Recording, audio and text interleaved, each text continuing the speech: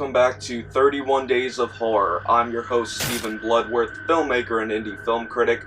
Thank you so much for coming by. Horror villains like Michael Myers and Jason Voorhees all started their killings as children. If only we could see them perform more carnage as children as opposed to when they're adults. Never before have audiences seen a film with a kid going on a murder spree. But in 1992, Dennis Dimster brought us Mikey. In the beginning, we're introduced to young Mikey, who's taken in by a family as a foster child. You can tell right off the bat that there is something very wrong with Mikey. There is not an ounce of love in this boy's heart. His whole entire body is consumed by hate. Wanting to get back at his foster family, Mikey decides to kill them all. Mikey throws his foster sister's doll in the pool, which leads her to go for it and drown. Next, he goes into the bathroom where his foster mother is taking a bath and throws a blow dryer in there, electrocuting her.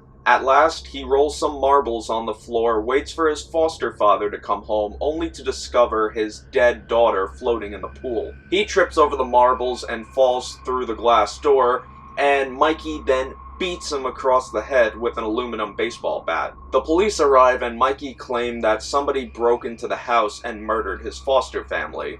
Mikey is then taken into custody and is taken in by a new family called the Trentons. In the beginning, it seems that Mikey truly loves these people. When Mikey is with the Trentons, he acts like a typical angel. The only one who detects some unusual behavior with Mikey is his teacher. She happens to be close friends with Mikey's new mother and tries to explain to her that there's something wrong with her son. And at the same time, Mikey develops a love interest with her older neighbor and is immediately jealous when she discovers that she has a boyfriend. Mikey by far has to be one of the most evil children that has ever been seen on film. There's a scene where his mother comes in and Mikey is watching something on TV, which he explains is something like America's Funniest Home Videos. But it turns out it's the footage of the murders of Mikey's previous family that's playing on the television. At first, I didn't think of it more than some sort of made-for-TV 90s thriller,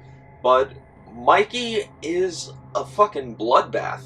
It is without a doubt one of the most underrated slasher films of the 90s and of the slasher subgenre. The film was extremely difficult to track down for several years until MVD recently released it on Blu-ray as part of their MVD Rewind collection. So if you're one of those people that believes that the 90s had no good horror films, then I dare you to check out Mikey. You'll be shocked.